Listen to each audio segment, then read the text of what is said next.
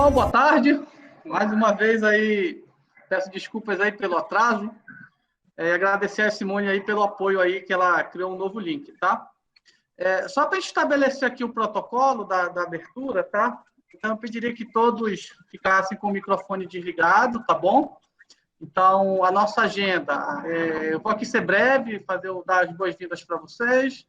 Logo em seguida, cada um dos professores que estão participando vai dar um oi aí para vocês também, de forma assim, bem breve, tá?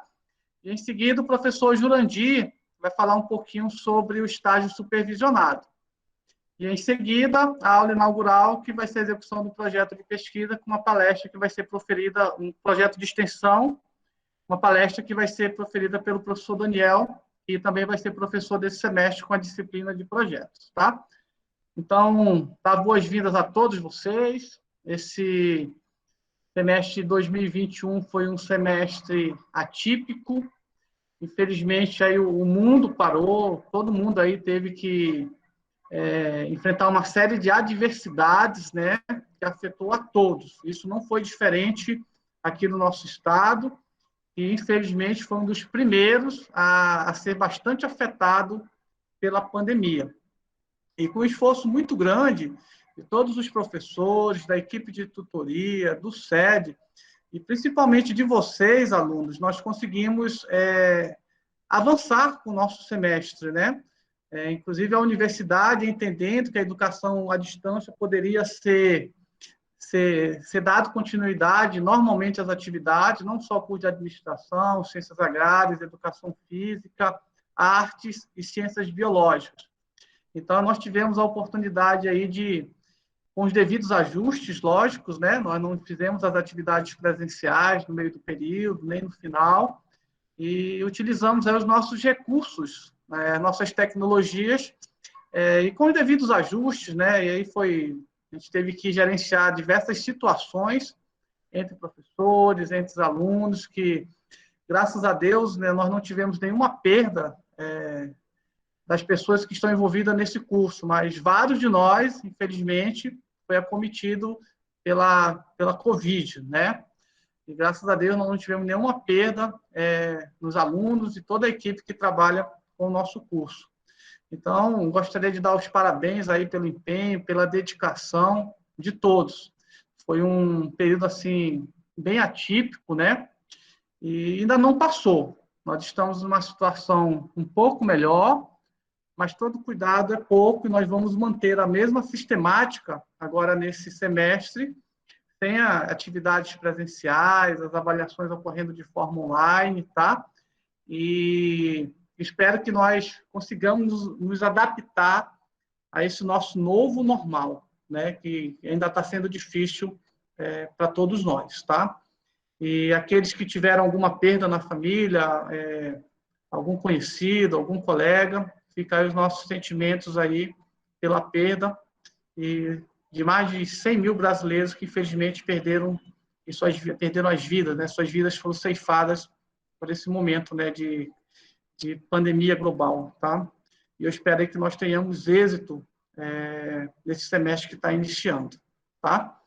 Então, mais uma vez, agradecer a todos os professores que participaram do processo seletivo, que trabalharam arduamente para fazer todo esse planejamento que está se iniciando hoje, a equipe de tutoria também, né, que sempre nos acompanha, o Francisco aí que, sem comentários, o Francisco vai estar aí de manhã, de tarde, de noite, de madrugada, final de semana, tá? E a gente espera aí tocar mais esse semestre, repito, atípico, né?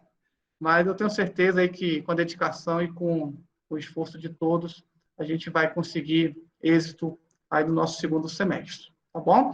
Então, sejam bem-vindos novamente, né? Nossas férias terminaram, né? Então, a partir de hoje aí, a partir do segundo, o sistema vai estar aberto e vamos iniciar aí as nossas atividades normalmente, tá? Eu vou passar, então, a palavra aqui para os professores que estão logados, para dar um oi para vocês, tá? Então, aqui é a professora Maria da Glória. Ladies first. Professora Maria da Glória. Boa tarde a todos, boa tarde ao professor Armando, demais professores. Agradecer ao professor Armando pela organização, né? A sala, ele nos ajudou, com o Francisco, na organização da nossa sala. Nossa disciplina é orçamento público. É uma disciplina que eu considero muito importante. As pessoas da área pública normalmente trabalham direto ou indiretamente com o orçamento público, e também é uma matéria, é um conteúdo que é abordado em quase todos os concursos da área da administração pública.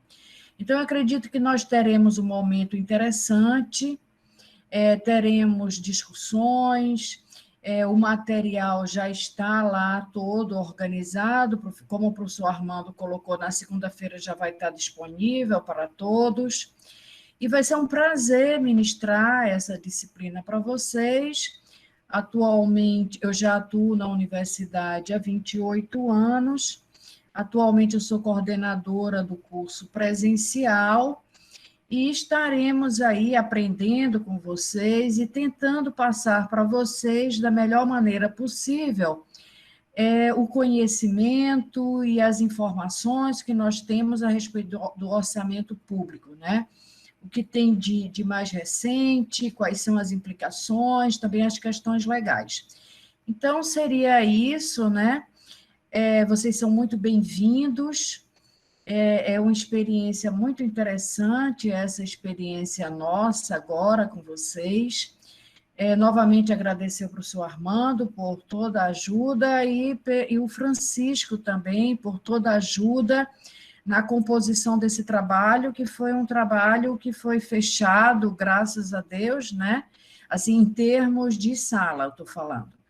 Nós teremos alguns encontros, depois a gente vai ver a questão de termos alguns encontros síncronos, mas para fechar o material que vocês terão disponível na segunda-feira, foi com a ajuda do professor Armando e do Francisco, do professor Francisco.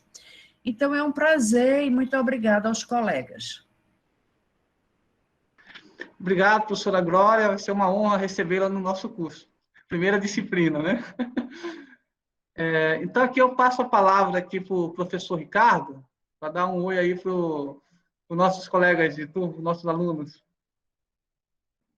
Boa tarde a todos, tudo bem? Como o Armando já me apresentou, professor Ricardo, é um prazer novamente trabalhar com os senhores.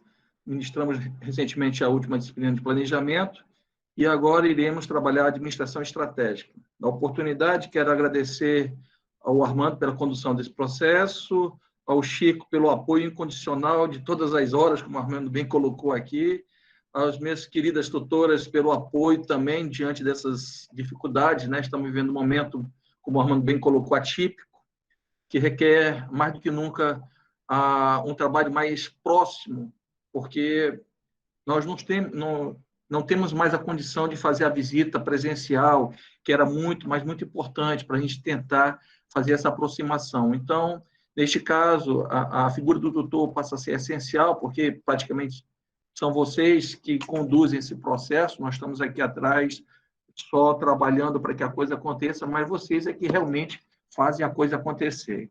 Então, quero desejar a todos sucesso nessa empreitada. Conte comigo, eu vou tentar colocar ainda na nossa sala 2 momentos que não estavam previstos, mas eu gostei desse formato de encontros síncronos. Eu vou disponibilizar 2 momentos antes da prova para a gente tirar dúvida, para fazermos a coisa acontecer de forma mais tranquila, tá bom? A todos, então, sucesso e contem comigo. Abraço, obrigado, Armando. Obrigadão, Ricardo. Um abração. Eu passo a palavra para o Antônio Giovanni Uchoa. Cadê o nosso querido italiano? Tudo bem, mestre? Tranquilo? A bola está contigo, Uchoa. Tranquilo, tranquilo. Boa tarde a todos, aos colegas que estão presentes, né? Aos nossos queridos alunos também. Você vê que quem faz curso de AD tem que ser dedicado, né? Um sábado aqui, quase no início do anoitecer. Muito bem, parabéns, gostei de ver, tá? Pessoal, eu vou atuar com vocês dentro de seminário temático, né? 2, vamos fazer a pesquisa de campo finalmente. depois de uma árdua batalha sobre projeto. O projeto exige muita leitura, muita leitura. É um trabalho muito solitário você fazer um projeto de pesquisa, mas boa parte dos senhores aí lograram sucesso. E vamos estar juntos ainda nessa segunda etapa. Agora é enfrentar o campo, tá? Nós vamos ter alguns encontros também, vou disponibilizar a possibilidade de vocês conversarem diretamente comigo, para facilitar um pouco mais o entendimento, principalmente da aplicação da questão metodológica, que eu costumo chamar de percurso metodológico, ok? É como você vai lidar com o campo, propriamente dito, tá? Agradeço novamente a possibilidade de participar do grupo e espero que vocês compareçam fortemente ao nosso aprendizado. Slides, vídeos já estão todos disponibilizados para que você possa dar início ao seu trabalho de campo. Muito obrigado. Obrigado, professor Show, né? Uma honra tê-lo novamente aí nessa caminhada, que a gente sabe que ela é um trabalho assim bem árduo, né? Trabalhar a questão do trabalho de conclusão do curso na condição de cada pesquisa aí que os colegas estão orientando. Na sequência, convidei o professor Antônio Henrique para dar uma palavrinha aí com os nossos alunos. Ok. Boa tarde a todos, bem-vindos. Agradecer a todos, né? Parabenizar aqueles que lograram êxito aí na 2020/1 e agora ingressando em nova etapa no 2020/2. Estamos aí no seminário temático também, e como no início, né, no 2021, nós fizemos também algumas reuniões pelo Google Meet, né? Então, também repetir a mesma forma no 2002/2, né? E parabenizar, né, a todos que estão aqui na reunião, parabenizar aqueles que lograram êxito, que vão continuar. A batalha continua, a parte de projeto foi bastante trabalhosa, a parte de campo também será bastante trabalhosa, né? E vamos ver o que é que vai surgir até o final do curso. Espero que todos contenham êxito. Estamos aqui para colaborar, contem conosco. E, mais uma vez, obrigado à organização do curso, professor Armando, ao Francisco, que tem dado aquele apoio logístico para todos nós. Para agradecer a convivência e, mais uma vez, estar no grupo participando dessa atividade que é administração pública. Muito obrigado, professor. Obrigado, professor Antônio Henrique. Professor Daniel Armon. Ok, turma. É um prazer estar aqui com vocês, rever alguns dos nossos amigos, tutores, colegas professores. Nesse semestre, nós vamos trabalhar com vocês a disciplina de gerenciamento de projetos, elaboração e gestão de projetos públicos.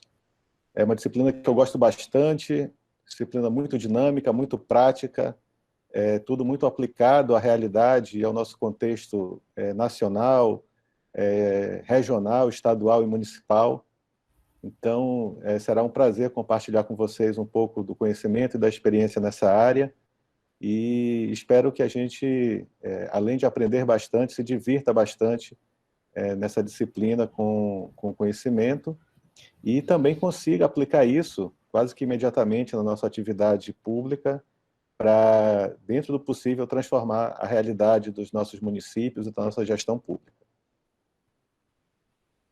E daqui a pouco a gente se vê na palestra de abertura também. Obrigado, Daniel. Daqui a pouquinho o Daniel vai ter um tempinho especial aí com vocês, né? Deixa eu ver se tem mais algum colega aqui dos professores que vão estar conosco aí no semestre, não. Bom, eu também estou orientando TCC, né? Na área de pública, né? E tem alguns orientandos meus aqui que estão participando da sessão. Então, a gente está chegando agora num momento, assim, bem importante, né? Que todos que lograram êxito aí nos projetos de pesquisa, agora vai ser a hora de fazer os instrumentos de coleta de dados e ir para campo, como o Shoa comentou. E, cumprindo essa etapa, pessoal, a gente vai ter praticamente o nosso TCC pronto, tá? Porque nós vamos aproveitar quase tudo que foi feito lá no TCC1, produção, referencial, metodologia, adequar alguma coisa, né? Porque sempre o trabalho acadêmico ele nunca tem um fim, né? Então, atualizar uma literatura, a gente vai ter um momento propício para isso agora no segundo semestre, em todas as salas, com todos os orientadores, tá? E terminando essa etapa, a gente praticamente está aí com 85%, 90% do TCC, tá? Então, eu tenho acompanhado diariamente com os colegas que estão orientando, né? E TCC, ele é feito, é uma via de mão dupla. É o orientador orientando, o orientador. E a gente tem que evitar ao máximo, né, de se ausentar, tá sempre dando retorno para o professor orientador. Se está com algum problema, comunica, porque a gente não tem bola de cristal para adivinhar o que está acontecendo, se está com uma gripe, se está... Menos Covid, tá, pessoal? Por favor, tá? Se está com algum problema pessoal, com algum problema no trabalho, a gente tem que manter essa comunicação contínua com o orientador, tá? Então, até ontem terminou o prazo de postagem, alguns alunos estavam na dependência, e teve aluno que ficou o primeiro período inteiro, o semestre inteiro, a dependência inteira, e aí posta uma atividade no último dia. Aí o orientador não avaliou, não deu feedback, né? Então, como o Shoa falou, né, é uma coisa assim, bem maçante, é muito solitário, mas você está ali com o seu orientador. Então, nos mantenham sempre informados do que está acontecendo. Isso é muito importante para que a gente tenha êxito. E aí é uma etapa assim, super importante, e infelizmente alguns acabam não conseguindo, né? E toda vez que a gente tem uma perda de aluno no curso, a gente sente muito. O nosso curso ele não tem uma oferta regular. E por não ter uma oferta regular, a gente fica assim muito amarrado, a gente não pode continuar com um aluno que carregue pendências além do repercurso, né? Isso você já sabe, né? Então, assim, TCC tem que ter dedicação e empenho, até porque ano que vem, dependendo aí dos trabalhos, como é que o orientador vai avaliar, esse curso ele tem um histórico. O professor Daniel já coordenou esse curso também na turma 2, que também foi ministrado especificamente lá para o Acre, né, Cruzeiro Tarauacá, Acrelândia e Brasileia. E a turma 1 também, com vários outros polos, Amazonas, principalmente Amazonas, né, não teve turma fora, o Acre foi a primeira experiência. Já é uma tradição desse curso a gente ter muitos trabalhos aprovados nos congressos de administração. E é uma coisa que a gente vai querer manter nessa turma 3, nessa oferta. Então, além de ter um trabalho, você vai apresentar enquanto trabalho de conclusão de curso, a gente depois vai fazer um trabalho também, uma força-tarefa para mandar para esses congressos. Então, muita dedicação, muito esforço, e isso vai passar, pessoal. Quando a gente olhar para trás, vocês vão ver que vai valer a pena toda a dedicação, dispêndio de tempo, investimento que vocês fazem, tá? Isso é uma certeza que a gente dá. Vai passar e eu espero que realmente todos tenham êxito nessa jornada de elaboração do TCC, tá? Eu vou só quebrar aqui um pouco o rito, né? Uma curiosidade aqui com os colegas do Acre. A Jaira está me escutando, Jaira? Sim. Tá muito frio aí, Jaira? Tá. Qual a temperatura aí? Tá 19 graus. Ah, tá bom, tá um friozinho, né? Friagem, né? Então, o pessoal de Cruzeiro do Sul tá com um friozinho legal. Bom, então tá, não tem mais nenhum professor aqui logado, né? Então, todos já se apresentaram, já deram as boas-vindas, tá? Então, eu passo a palavra aí para o professor Jurandir. Vamos só estabelecer o protocolo aqui, Jurandir.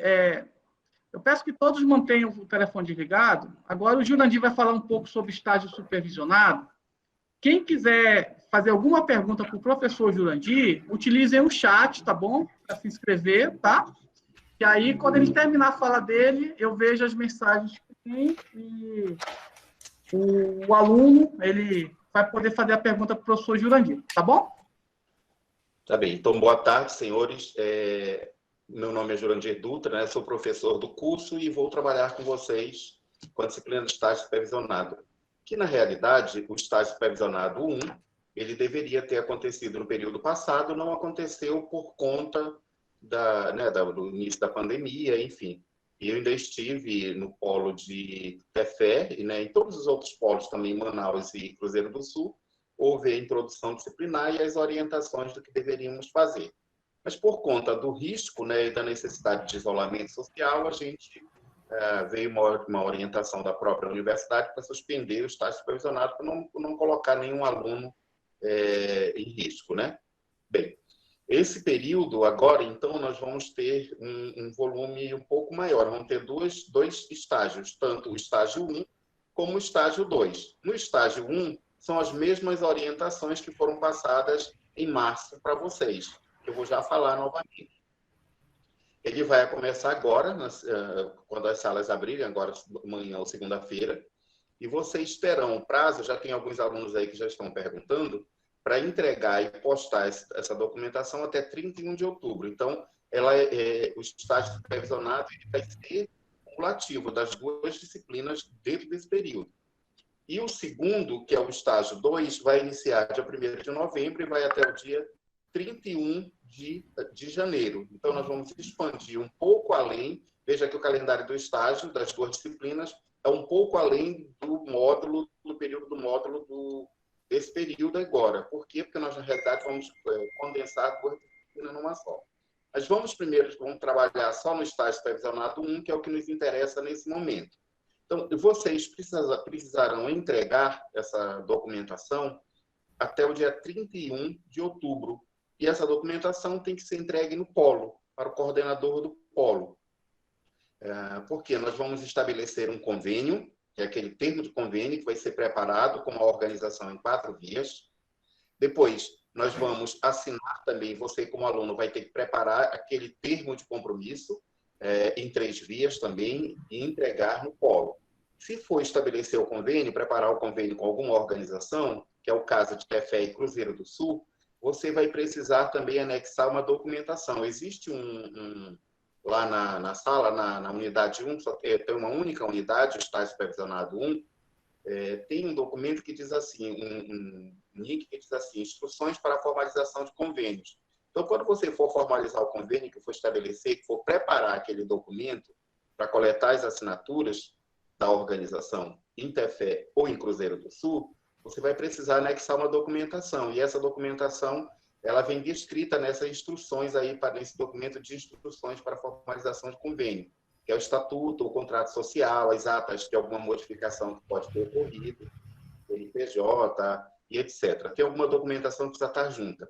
Então, analisem bem a unidade 1 da sala de estágio 1 para verificar qual é essa documentação. Por que eu digo isso para Cruzeiro do Sul e para Tefé? Porque a primeira oferta do curso nessas cidades, então não foram estabelecidos convênios, com certeza. Eles ainda não ocorreram. Em Manaus, a gente já vem ofertando há muito tempo, então provavelmente a maioria dos alunos não vão ter dificuldade, porque provavelmente o convênio já foi estabelecido. Existe uma lista lá na unidade 1 também, do estágio supervisionado 1, da sala de estágio supervisionado 1, que diz qual é as organizações públicas e privadas que já têm convênio com a UFAM. Se você, aqui de Manaus, já tem, por exemplo, a organização já mantém convênio, você não precisa mais preparar esse termo, nem coletar a documentação, basta assinar o termo de responsabilidade. E aí a gente vai estabelecer para receber isso na própria Universidade Federal do Amazonas, no Centro de Educação à Distância, que eu ainda não sei dizer para os senhores quando que isso vai estar disponível, porque ainda a área interna, o acesso à universidade está fechado e proibido por normatização do reitor, por portaria do reitor. Mas tão logo a gente tem essa informação, a gente vai repassar para os alunos de Manaus. Para os alunos do Acre, que é o caso de Cruzeiro do Sul, e de Tefé, é preciso que vocês continuem tratando essas negociações com a organização com a qual vocês haviam pensado. Vocês podem tratar por telefone, vocês podem tratar por e-mail. Evitem muito estar indo pessoalmente por conta do risco do contágio, não é? Então, assim, deixe para ir uma única vez para coletar essa assinatura, porque, infelizmente, vai ser necessário coletar a assinatura em loco, a não ser que ele tenha assinatura eletrônica. Aí você vai fazer um processo tramitando via SEI. Mas, a princípio, são casos específicos, a princípio você vai precisar formalizar esse convênio, preenchendo o formulário que tem lá na unidade 1 da sala de estágio 1, coletando a assinatura, a documentação necessária com essa organização. Depois você também vai preencher o termo de compromisso, que você, aluno, se compromete, termo em 3 vias, o convênio em 4, juntar a documentação e entregar ao coordenador do polo na cidade de Tefé ou na cidade de Cruzeiro do Sul. Ok? Eu não sei se tem alguma dúvida, se alguém tem alguma pergunta. Como que a gente faz, Armando? A gente espera eles no final, ou eles já podem ir perguntando a partir de agora? Jurandir, só para complementar, para os alunos que têm alguma dúvida específica, vocês podem colocar uma mensagem no chat, tá bom? Que aí, em seguida, a gente abre o microfone, tá? Mas eu queria só complementar a fala do Jurandir, que no caso de Cruzeiro do Sul e Tefé, as coordenações de polo têm um papel, assim, fundamental nesse processo, tá, pessoal? Então, a gente vai estar conversando no decorrer dessa semana, o professor Jurandir vai estar conversando com a professora Márcia, a gente já conversou já um tempinho atrás, né, mas estava aí no auge da pandemia, né? Então, a gente resolveu segurar, tá? Então, o professor Jurandir, eu também vou estar conversando com a professora Márcia e com a Andréa do Polo de Tefé, porque como elas estão vinculadas à prefeitura, então tem uma, digamos assim, uma tramitação política melhor, tá? Então, são pessoas, assim, bem importantes nesse processo, tá, Jaira? A professora Márcia, aí em Cruzeiro do Sul, né? E a professora Andréa lá em Tefé. Então, essa primeira etapa... Oi, Jurandir. E o importante, Armando, também, ao lembrar eles aqui, a questão de prazos, é que tanto a entrega tem que ser até o dia 31 de outubro, e eu sugiro que eles deixem para entregar mais próximo do final da segunda quinzena de outubro mesmo, para evitar a questão do contato e o risco da pandemia. Então, poderiam reservar, por exemplo, a segunda quinzena de outubro para fazer a entrega física da documentação no polo. Agora, a postagem, se já tiver assinado, ao momento que tiver assinado, ele pode postar na sala, que aí eu já verifico, inclusive, olha, está adequado ou não está, precisa ajustar isso ou aquilo. Então, essa postagem pode ser feita a qualquer momento, não é necessário esperar o final de outubro. Aliás, quanto antes de você postar, melhor, porque logo eu já vou dando um feedback. Ok? Então vai ser muito importante essa logística, a gente vai conversar, professor Jurandir, né, para deixar assim, isso bem alinhado com todos vocês. Porque o produto do estágio 1 é o quê? O convênio, para quem não tem, já tem um modelo, como o professor Jurandir, está tudo explicadinho lá na unidade 1, tá? E depois de firmado o convênio, o termo de estágio, ou seja, não vai ter nenhum tipo de intervenção. Então, a nossa meta, até 31 de outubro, finalizar isso daí, tá? O Patrick está me perguntando aqui, estágio será feito somente em instituição pública ou será aberto para privada? Pessoal, tem que ser em instituição pública, tá? Até porque o nosso curso é de administração pública, ok? Então, quem tiver dificuldade, eu sei que tem muita gente aí que trabalha em empresas do comércio, no interior, né? Então, isso aí a gente vai ter que ter um horário, né? A gente vai ter que viabilizar para vocês, tá? Uma instituição para vocês terem condições de fazer o estágio, tá? Tem que ser instituição pública, tá bom? Mas isso a gente vai estar aí auxiliando nesse processo. O grande desafio vai ser a questão do gerenciamento do tempo, tá? Mas é obrigatório, sim, Patrick e demais colegas, demais alunos aí, a questão da obrigatoriedade em fazer em instituição pública. A Débora está com um probleminha aí com efetivar a parceria no TCE, né? Mas está vencido, né, Débora? Então, isso daí, Débora, também, a gente vai estar, durante essa semana, o Jurandir já fez um contato com a responsável lá na Proeg sobre isso daí, e a gente vai ver essa logística aí também para fazer essa renovação com o TCE, tá? Deixa eu ver aqui o Maxwell.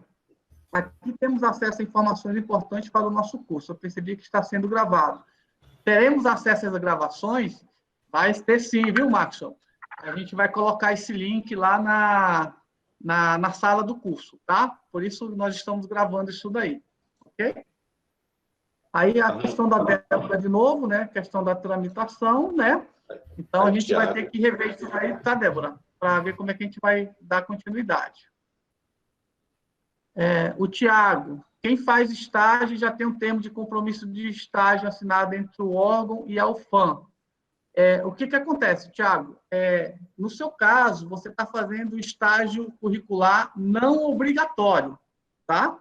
Então, vai ter que ser feito um outro termo para substituir por um termo de estágio curricular obrigatório. Você vai fazer na mesma instituição, tá? É só mudar o instrumento. Patrick, ok. O André, algum problema em a instituição ser fora de Manaus? André, você é militar, né? Então, você pode, inclusive, estagiar aí na tua própria instituição, tá? É só formalizar o convênio com a instituição, tá? E até para que você não tenha que sair. Então, quem já trabalha, Tribunal de Contas, algum órgão público, tanto na esfera municipal, estadual e federal, a recomendação é que vocês façam o estágio na própria instituição, tá? Max, ok. A Rai. Tem que ter possibilidade de estágio horário diurno e noturno, porque as pessoas que trabalham o dia todo. Perfeito, Rai. O estágio tem instituições públicas que trabalham à noite também, né? E aí é só fazer esse gerenciamento de horário, tá? Vai demandar um esforço maior, mas, assim, muitos já fizeram dessa forma, tá bom? Aí você vai ter que procurar uma instituição que permita você fazer 3 horas, 4 horas por dia durante a semana, né? No período que você tiver disponibilidade para estagiar. Mas se ela tiver, Armando, se ela trabalha numa empresa pública, ela pode aproveitar o próprio horário de trabalho e realizar o estágio dela nesse mesmo momento. Agora, se não trabalha numa empresa pública, aí nós temos que ver a possibilidade de uma escola, alguma coisa assim, que já é um caminho. Uma unidade de saúde, né? Desse tipo, né, Jurandir? Sim, exatamente. E aí, só para reforçar isso que o Jurandir falou, eu tinha comentado, se você já trabalha numa instituição pública, você vai negociar com o teu gerente, com o teu coordenador, com o teu diretor, né? Para você fazer o estágio ali na área que você trabalha. É só uma questão administrativa, tá? Então, muitos dos alunos que trabalham na iniciativa privada já são contratados, não são estagiários. Isso é uma prática muito comum também, tá? José Francisco. Consegui firmar o convênio onde eu trabalho, lá na prefeitura de Marechal Traumaturgo, né? Então, o Francisco ele já conseguiu, né? A gente conversou tem mais ou menos 2 semanas, né? Ele estava indo para lá, e o Francisco já seguiu essa orientação. Ele vai estagiar no local onde ele trabalha, ok? O Manel está ok aqui, né? Mais alguma dúvida em relação ao estágio? Lembrando, pessoal, toda vez que vocês tiverem dúvida, por favor, passe a mensagem para o professor Jurandir, tá bom? Porque quem tiver dúvida, a dúvida tem que ser sanada, tá bom? Antes de fazer alguma coisa, se tiver em dúvida, liguem, passe a mensagem, que é para a gente sanar a dúvida, para ninguém fazer nada que não esteja no roteiro, tá bom? A Franciele Menezes, posso estagiar na mesma instituição pela qual vai realizar o projeto de pesquisa? Se for instituição pública, pode e deve. Até porque a ideia do estágio e do TCC, se você conseguir fazer na mesma instituição, esse é o melhor dos mundos, tá bom? E essa é a melhor maneira para você realmente otimizar o tempo, ok? Jurandir, responde o Manel aí.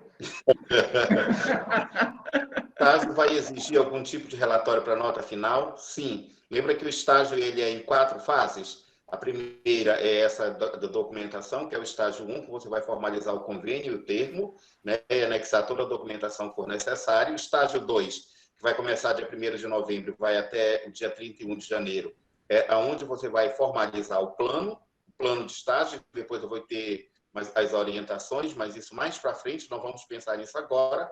O 3 é a preparação desse relatório de estágio, que é a execução, né, a implementação dele. E o 4 é o seminário, onde você vai apresentar os seus resultados. Então, são 4 fases. É necessário, sim, mas isso é lá mais na frente ainda. Então, reforçando, o estágio 1 é apenas documental, tá? Que é a formalização do convênio e o termo de estágio. O estágio 2, você vai fazer o plano de estágio, é um formulário, já tem um padrão.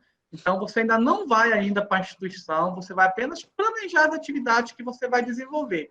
E no estágio 3, que vai ser no próximo período, já em 2021, esperamos que nós já tenhamos essa vacina, tá? Aí sim, vai ser executado o estágio, tá? O estágio obrigatório. E aí, durante o estágio 3, você já vai preparando o seu relatório, as suas anotações. E lá no segundo semestre do ano que vem, aí você vai apresentar, a gente vai elaborar um seminário, né?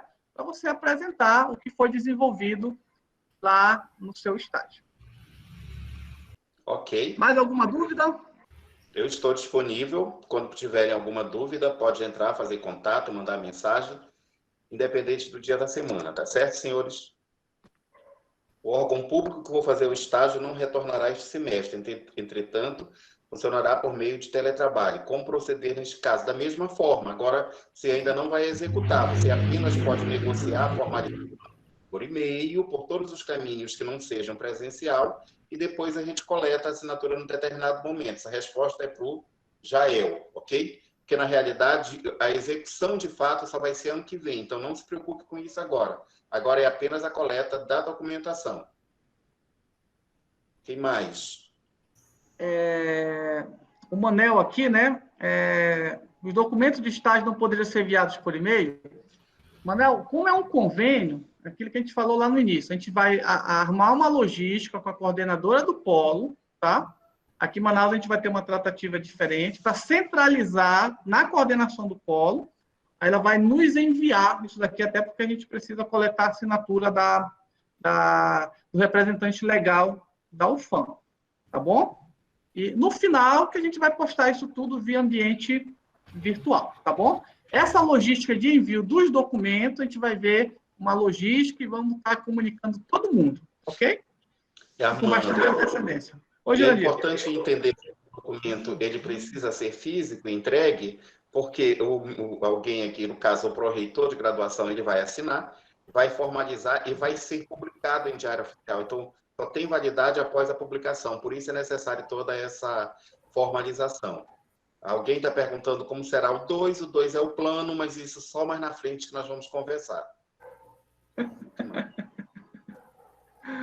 Então, o foco agora é convênio e termo de compromisso de estágio, ok? O plano só a partir de novembro, tá? Isso. Aí tem alguém perguntando sobre o estágio. O estágio, a execução dele é em 2021 somente. Esqueçam, ninguém vai executar. Nós vamos formalizar o convênio e vamos preparar o plano. Mas agora, no estágio 1, até 31 de outubro, é apenas a documentação.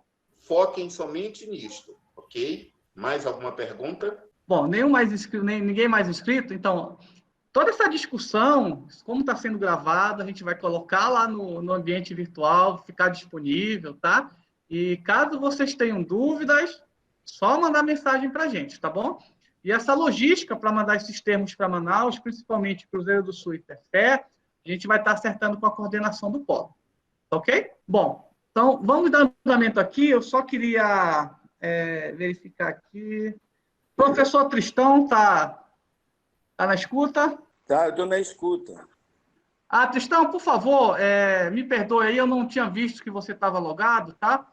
Então, só dá um oi aí para os nossos alunos, tá bom? Desejar as boas-vindas aí, por favor.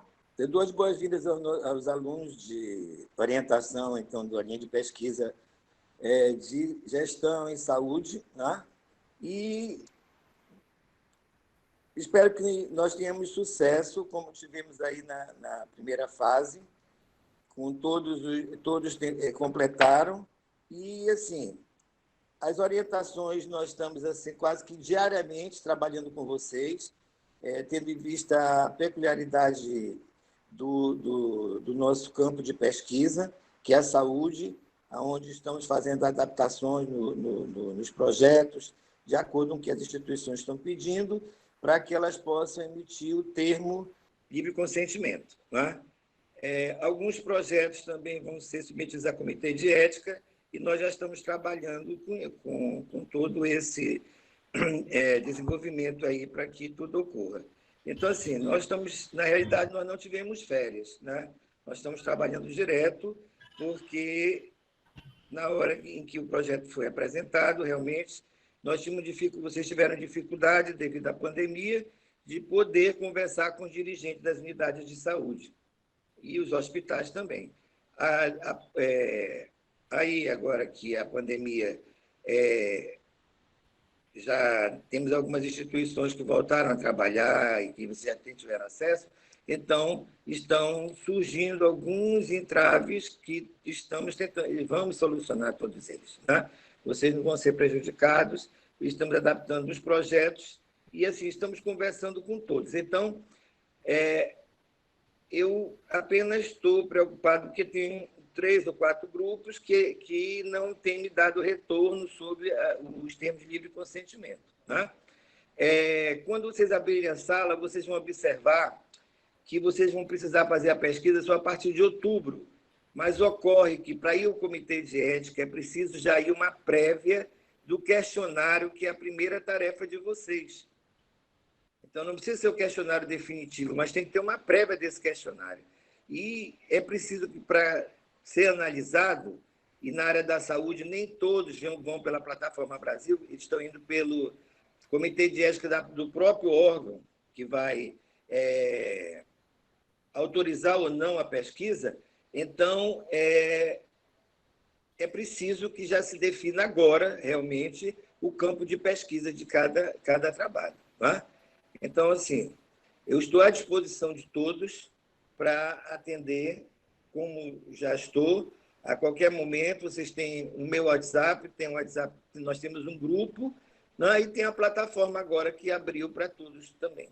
Então, desejo a todos sucesso e vou continuar em contato com vocês, cobrando exatamente esse documento para que vocês possam desenvolver a primeira etapa, que é, sem dúvida nenhuma, um instrumento de pesquisa. Então, agradeço a atenção. Obrigado, professor Armando. Obrigado aos professores também que estão presentes. Eu cumprimento todos e cumprimento aí todos os alunos do curso, né? Não só os que estão com orientação comigo. Tá certo? Obrigado, professor Armando. Obrigado, professor Tristão. Então, como o professor Tristão falou, né, ele e os alunos dele emendaram aí, né, nas férias, né? O pessoal que está trabalhando na área de saúde tem algumas particularidades, principalmente aí na questão da obrigatoriedade, caso seja necessário, né, de passar os projetos de pesquisa pelos comitês de ética, tá? Então, parabéns aí pelos alunos aí que estiveram trabalhando também durante as férias, tá? Só para fechar aqui e retornar para o estágio, tem uma pergunta da Karina aqui que foi bastante pertinente. Isso deve acontecer mais em Manaus, tá? Por exemplo, se o órgão já possui convênio com a UFAM, não é necessário mais firmar convênio. O aluno só vai apresentar o termo de compromisso de estágio. Então, lá na sala do jornalista, se não me engano, tem lá a lista das empresas, órgãos conveniados, tá? E se você pode acessar o site da UFAM, lá na Pró-Reitoria de Ensino e Graduação, que é a PROEG, na área de estágio, lá tem uma lista com todos os órgãos e empresas que já possuem convênio. Então, se você for estagiar no órgão que já tem convênio com a UFAM, não vai ser necessário fazer esse convênio, a não ser os casos como o TCE, como a Débora comentou, né, que a gente vai ter que fazer aí uma renovação desse convênio. É uma informação importante também, tá?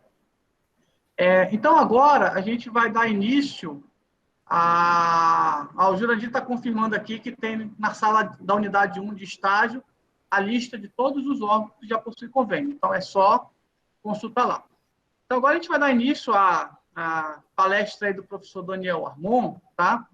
Então, como vai ser a execução de um projeto de extensão, e o professor Dalton bem lembrou, tá? E a gente teve aí no início do ano passado, mais ou menos, foi maio, tá? Nos polos, a gente falou isso aqui em Manaus também durante alguns encontros presenciais, da necessidade das atividades complementares, tá? Então, cada aluno vai ter que apresentar a comprovação de 120 horas, tá? Isso pode ser assistir banca de conclusão de curso, de mestrado, participação em projeto de pesquisa, cursos livres, projeto de extensão. Então, está postado lá no nosso ambiente virtual o regulamento dessas atividades complementares e todos os itens que são possíveis de você ir conseguindo essa pontuação. Então, eu vou falar com o Francisco para a gente dar uma reforçada nisso, tá? Colocar um aviso lá, deixar bem visível esse regulamento, até para que vocês não deixem isso para o final, tá?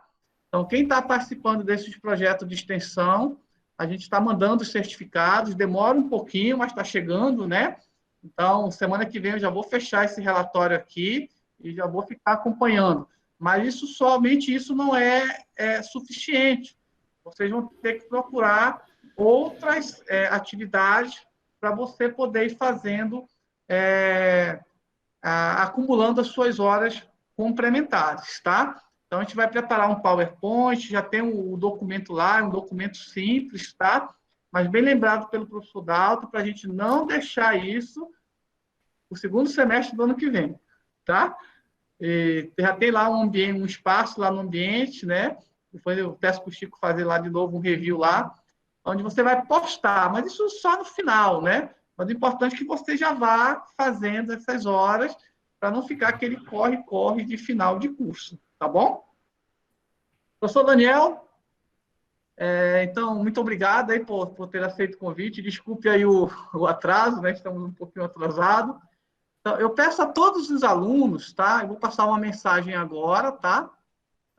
Assim que o Daniel começar a falar dele, só para você digitar a palavra presente, que é para a gente fazer o registro que você está participando aí dessa atividade. Como eu falei, a gente vai emitir um certificado de participação, ok? Daniel, você não fica com raiva de mim, não? Me dá 3 minutinhos? À vontade, professor. Pode seguir. O professor Campos, ele estava numa atividade, né? E ele acabou de chegar aqui na sala. Então, convido o professor Jorge Campos aí para dar um oi para a turma. Professor Campos, seja bem-vindo. Muito obrigado. Né? Só dizer assim que vocês sabem que eu sou adventista e nós estávamos há pouco fazendo um estudo bíblico. Aí terminou agora, mas eu estava ansioso para estar aqui com vocês e desejar que esse nosso projeto agora seja mais, e vai ser com certeza, de grande sucesso, né? É mais um empenho nosso nesse momento de educar nosso povo, para que nós possamos colher os frutos, tanto para a nossa quanto para a próxima geração. Nos colocamos, então, à disposição, e reconheço aqui, Armando, o excelente trabalho que você fez no módulo passado, nos dando toda a atenção que foi necessário, né? E eu vi aí também o empenho dos professores, de tal forma que juntos nós vamos continuar essa transformação que nós precisamos fazer. Contem sempre comigo.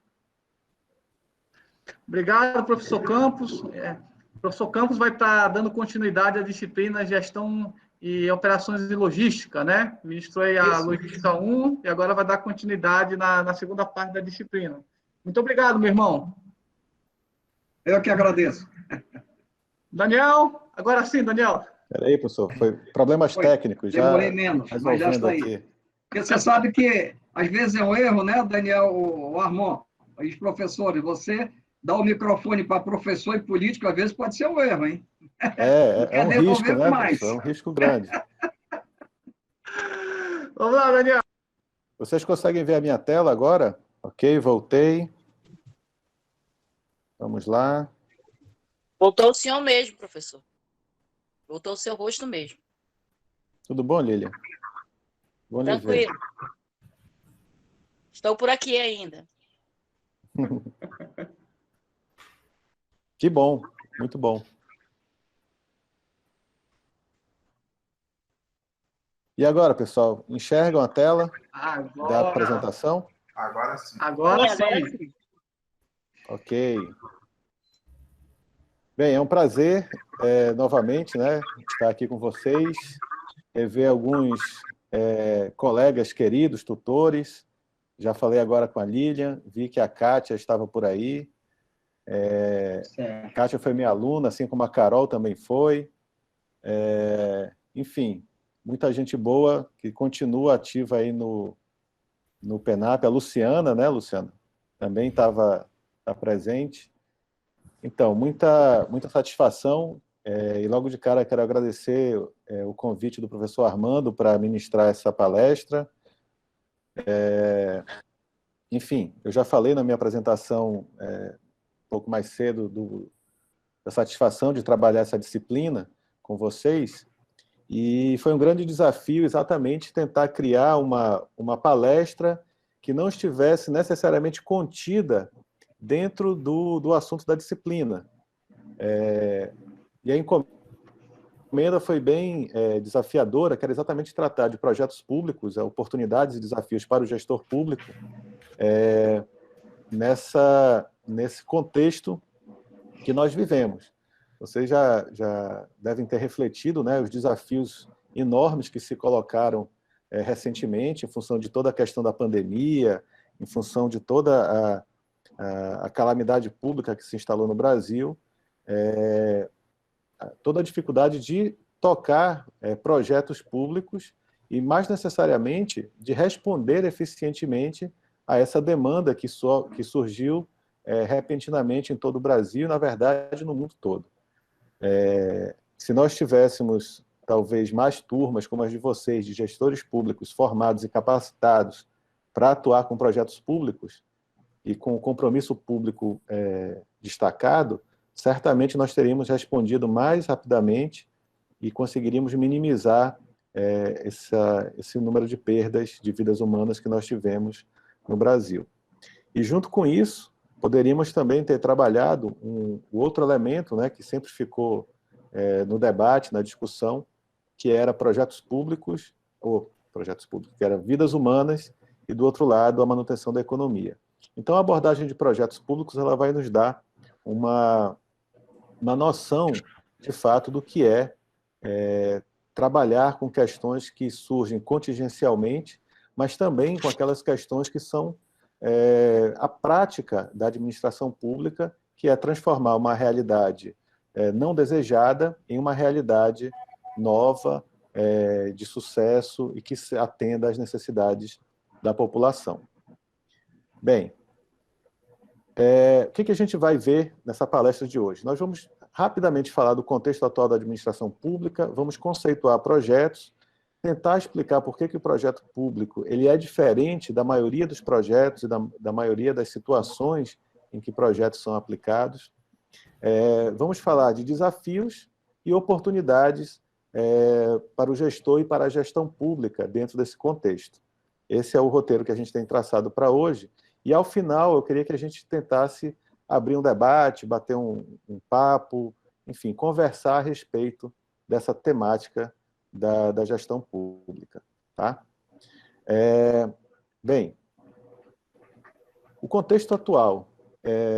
Eu queria que a gente focasse, que, obviamente, quando vocês, a essa altura do curso, vocês já estudaram todos os modelos da administração pública, partindo lá do patrimonialista, passando pelo modelo burocrático e chegando nessa visão mais nova, mais recente da nova gestão pública, falando dos novos modelos gerenciais.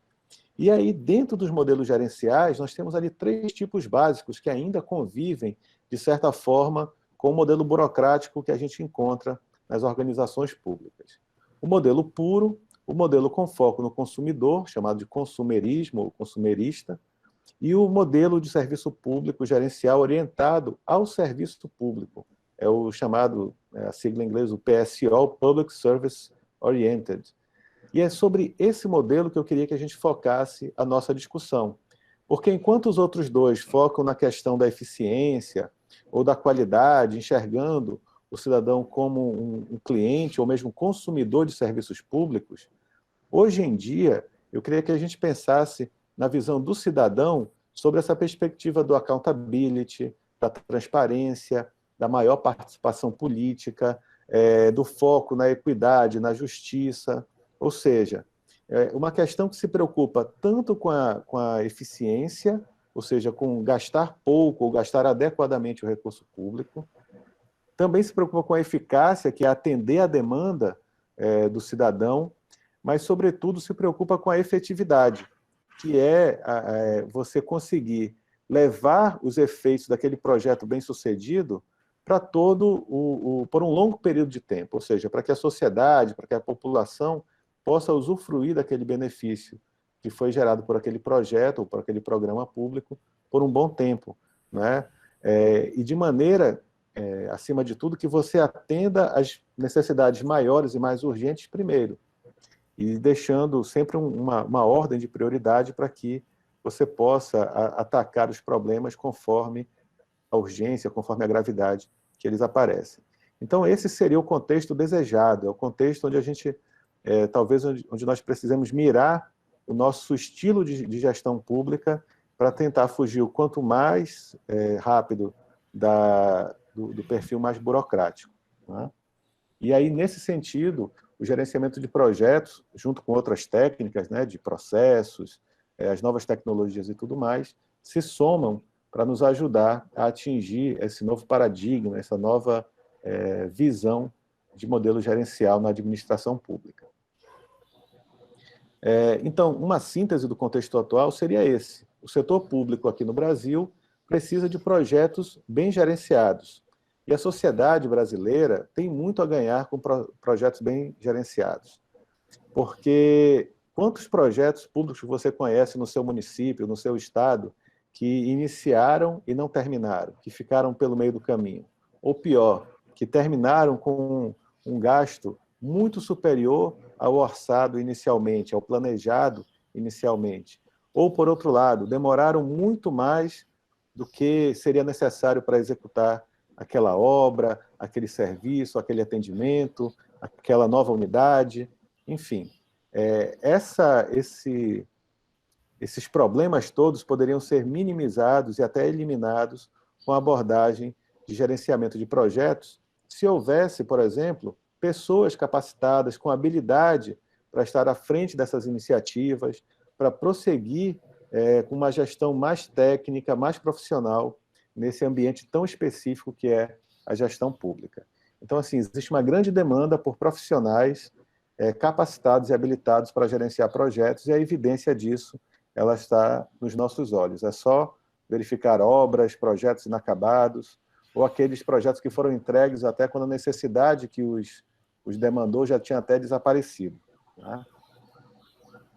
Muito bem.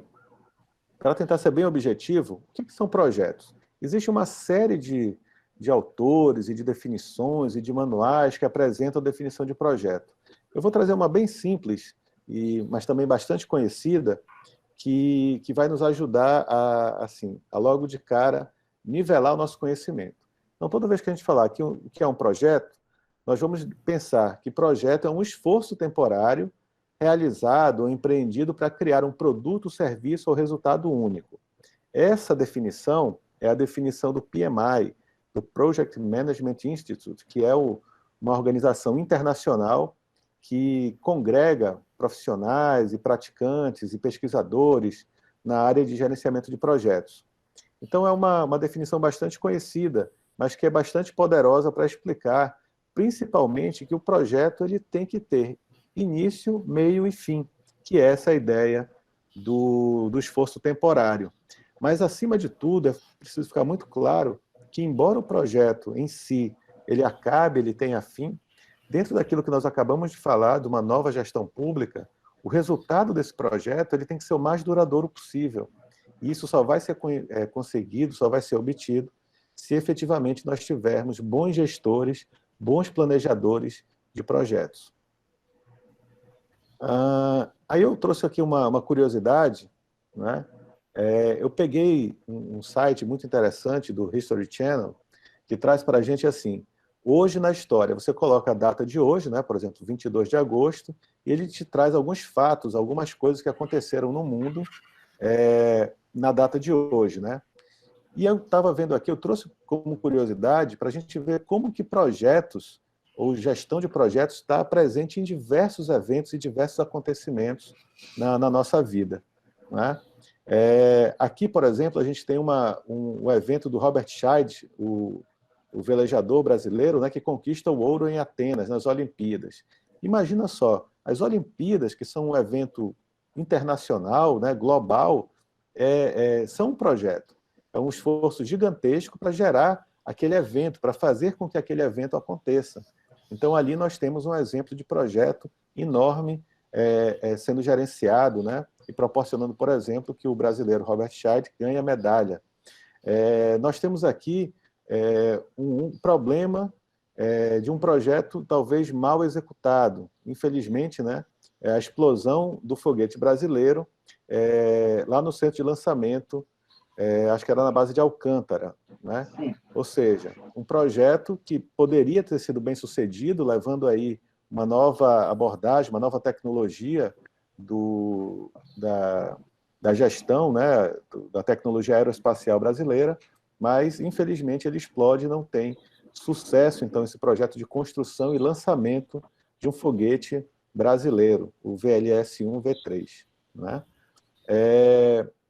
Tem aqui um outro exemplo, em 22 de agosto, o Papa, né, ali acho que era o João Paulo II, ele vem para a América Latina. Ora, receber uma personalidade internacional e também um chefe de Estado também é um tipo de evento, é um tipo de projeto que precisa ser muito bem gerenciado, as questões de segurança, as questões logísticas, o aparato, né, para receber essa comitiva tem uma abordagem de projetos também, né? E deixa eu ver, para encerrar aqui, olha, em 22 de agosto de 42, o Brasil declara guerra à Alemanha e à Itália. Também, certamente, todo um aparato logístico, um aparato de planejamento, gestão de pessoas, gestão de recursos, tudo isso aconteceu numa abordagem de projetos. Tem ali a morte do Juscelino Kubitschek, o presidente que construiu Brasília, né? 50 anos em 5, aquela coisa toda, também, certamente, um grande exemplo de projeto nacional.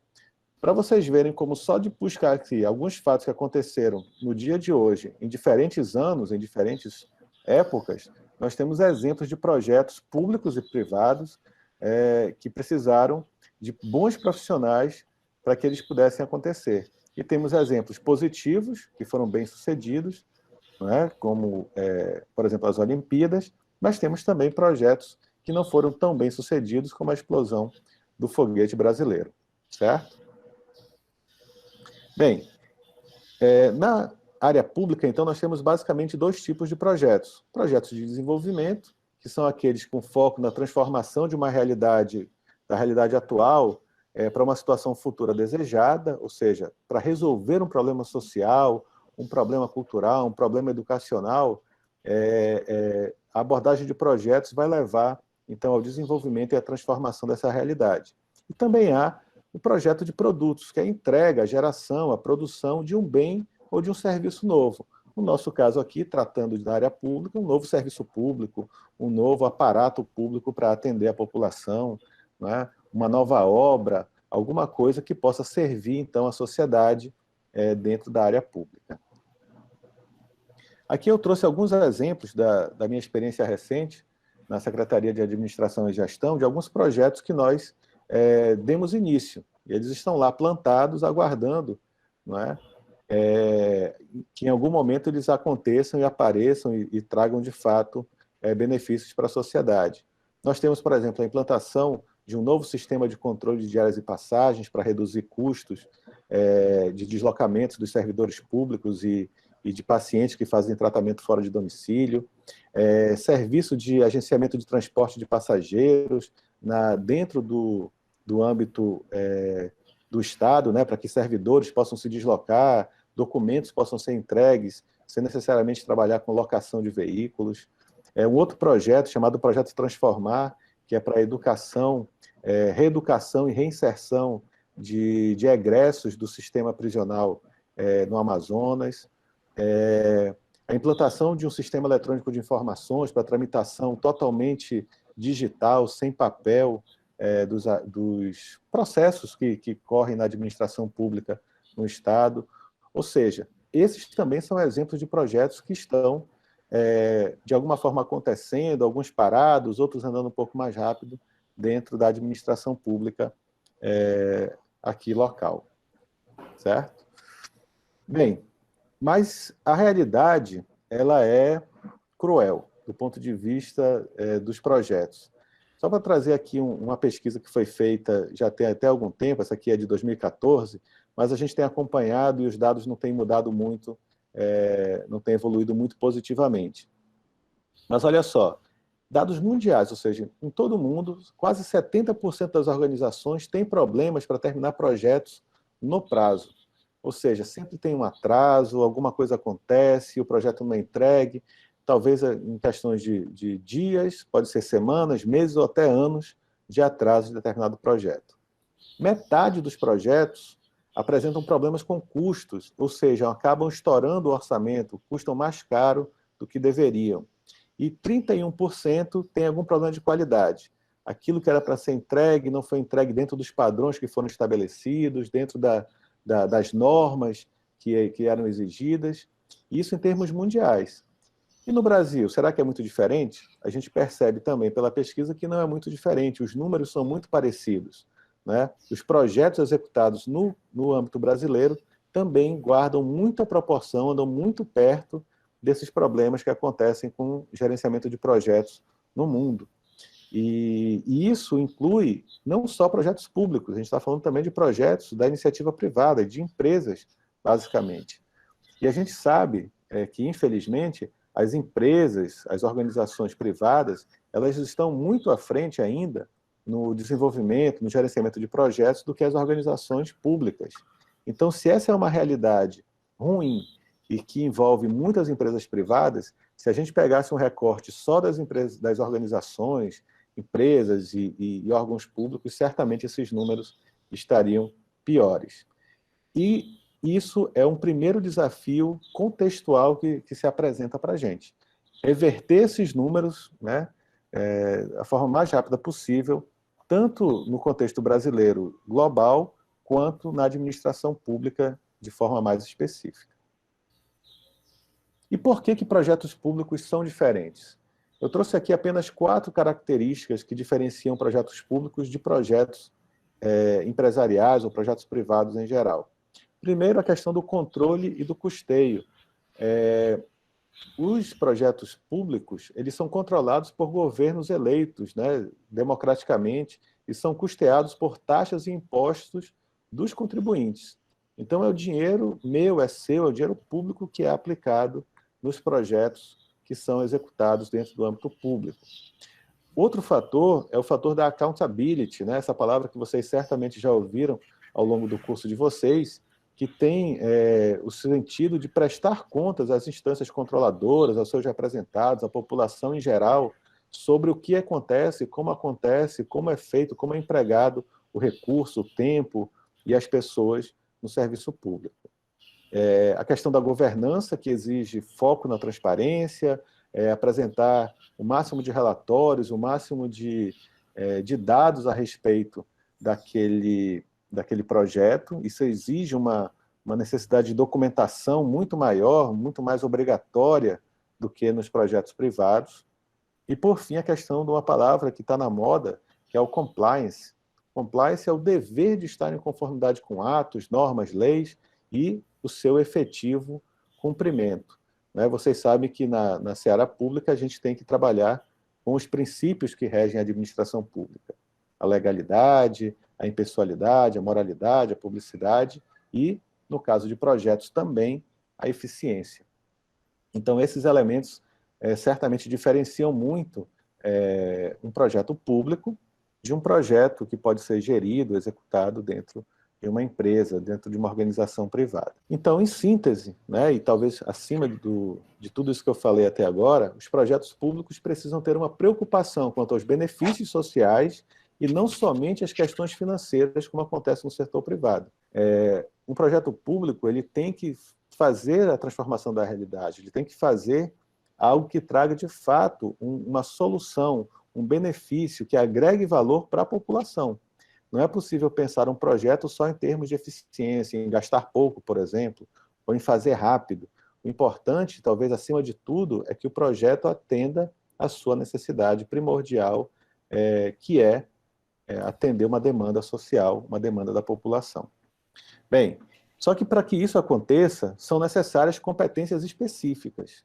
Tanto é que a gente tem uma publicação internacional chamada o PMBOK, o Guia PMBOK, que é um livro, uma publicação internacional traduzida em vários idiomas, que traz ali, que congrega as melhores práticas, as boas práticas de gerenciamento de projetos no mundo todo.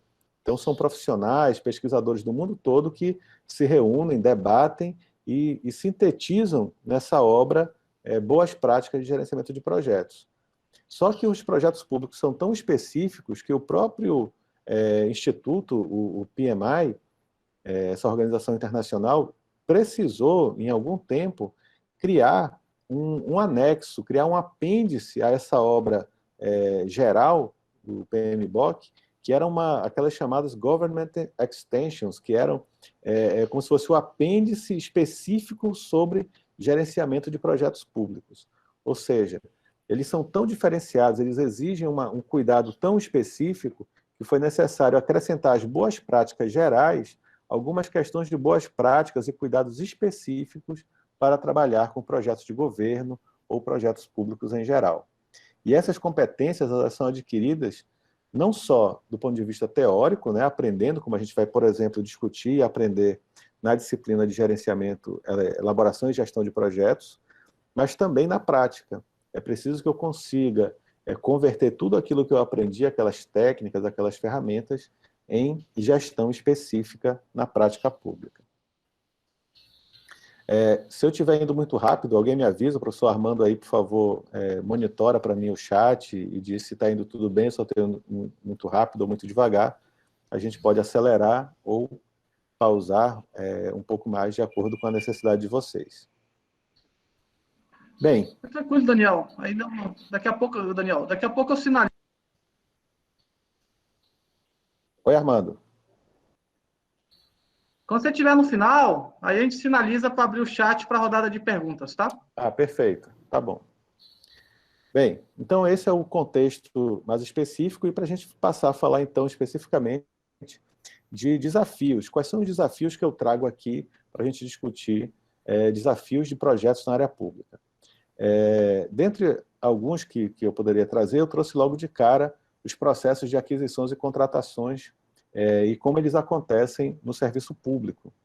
Essa temática, essa área específica de gerenciamento de projetos, que é a área de aquisições, ela tem especificidades no serviço público porque os nossos processos eles são totalmente amarrados e restritos pela lei de licitações e as suas semelhantes, né, as suas leis congêneres e complementares. Então, assim, quais são as implicações disso para os gestores? Normalmente acontecem atrasos causados por dependências externas. Por exemplo, algum licitante entra com recurso, atrasando o processo de aquisição, ou então as licitações são vazias e você não consegue fazer a aquisição no momento que precisava, tem que recorrer a uma segunda, terceira tentativa. Isso tudo traz uma série de atrasos para fornecer os insumos para o projeto, né? E algumas vezes, quando o processo licitatório não é bem conduzido, existe a questão da baixa qualidade dos insumos. Você acaba comprando pelo menor preço e isso acaba te levando a ter uma qualidade mais baixa no serviço prestado, no produto que é entregue, e isso impacta diretamente a qualidade do projeto final. Outro desafio é superar ou entender melhor a questão da... Daniel? Oi? Desculpa aí, desculpa interromper. Só compartilha de novo a tua tela, porque teve uma aluna que compartilhou dela e saiu a tua, por favor. Só um minutinho. Ok, Daniel. Beleza? Obrigado, Armando. Porque quando eu estou apresentando aqui, eu só vejo a tela, não estou vendo o que está acontecendo aí para vocês, né? Então, vamos lá. Intersetorialidade, até difícil de pronunciar a palavra, mas tem a ver com essa divisão do governo federal, estadual, municipal, em áreas ou setores, né, que vocês conhecem pelas secretarias ou órgãos que representam essas áreas, a Secretaria de Educação, o Ministério da Educação, Assistência Social, Saúde, Infraestrutura, etc. E tudo isso, embora seja necessário, talvez para dar maior foco, maior expertise, e especialidades para os gestores que atuam nessas áreas, também atua com baixa integração. E o que acontece? Qual a implicação disso para a gestão pública? É que nenhum setor ou área consegue responder sozinho pela mudança completa de uma situação indesejada que foi detectada. Ou seja, se eu tenho um problema, às vezes, na área de educação, provavelmente eu vou precisar de algum recurso na área de saúde, em assistência social, porque a gente sabe que educação não é só botar livro na escola. É preciso haver comida no prato das pessoas, é preciso haver segurança para o aluno ir para a escola. Então, essa intersetorialidade, ela é necessária, mas, acima de tudo, é necessária a integração desses setores para que os projetos possam realmente promover a mudança. Só que o que é que nós encontramos na prática, né? Projetos que tentam acontecer de forma isolada. É um projeto só da área de educação, um projeto só da área de segurança, só de infraestrutura. E a gente sabe que essas coisas, de forma isolada, tendem a não produzir os melhores efeitos, não tendem a gerar a sinergia que seria demandada para que o projeto fosse bem sucedido. Outro elemento, isso aí vocês hão de concordar, é a descontinuidade administrativa, né? Entra gestor, sai gestor, tudo aquilo que o gestor anterior fez. Se for do grupo opositor, então, não vale de nada, fica tudo pelo meio do caminho. Por mais que haja cada vez mais ação dos órgãos de controle, do Ministério Público também, para que esse tipo de coisa não aconteça, ainda é uma realidade. E aí isso vai gerar retrabalho, aumento de gastos públicos e desmotivação da equipe de projetos, né, que vinha no sentido, vinha no rumo, e de repente aquilo ali mudou simplesmente pela vontade do novo grupo político, do gestor que está a cargo no momento. Eu tenho até um exemplo interessante, né? Por exemplo, nós prestamos um serviço de planejamento para um órgão público, e depois a gente entregou, né? Era um grupo de professores da UFAM, muito capacitado, entregou esse planejamento estratégico para 4 anos daquele determinado órgão. Quando o novo gestor assumiu, ele simplesmente ignorou a existência de um planejamento que havia sido feito, contratou uma nova consultoria para elaborar um novo planejamento que, no final das contas, eu acho que tinha 80% daquilo que o planejamento anterior, que o plano anterior entregava. Ou seja, é uma simples vontade de fazer do seu jeito, da sua forma, ou, enfim, interesses que a gente não consegue entender na totalidade. Né? Ou seja, retrabalho, mais gasto, sem necessidade. Outra questão de desafio é tentar superar essa visão de um ambiente de negócios complicado e travado, e às vezes obscuro, dentro do setor público, que dificulta nossos relacionamentos internos e externos, porque todo mundo que vai transacionar, que vai fornecer produtos ou serviços para o setor público já chega com alguma imagem negativa, achando que aquilo ali vai ter que ser superfaturado, porque ele vai demorar a receber, ou porque alguém vai, em algum momento, exigir propina. Ou seja, toda essa imagem negativa, esse ambiente, que eu estou chamando assim, ambiente de negócios, mas é um ambiente, digamos, de uma cultura negativa de transações que acontece, precisa ser superado. Outro desafio é a questão do ambiente político, porque os projetos públicos acabam sendo muito mais políticos do que técnicos, e ainda assim, ainda que estejam subordinados ou sujeitos ao controle da população, o controle social, ou mesmo o controle exercido pela mídia, né, que reporta ali os atos públicos e etc., isso leva necessariamente o gestor público a estar se tornando muito mais político do que técnico. Então, ele acaba tentando gerenciar esses aspectos de negociação no âmbito político, para poder tocar o projeto, do que necessariamente focando no escopo, nos objetivos, nas metas, nas questões mais técnicas do projeto que ele está realizando. Outra dificuldade, que acabou ficando repetida aqui como ambiente de negócio, mas tem a ver com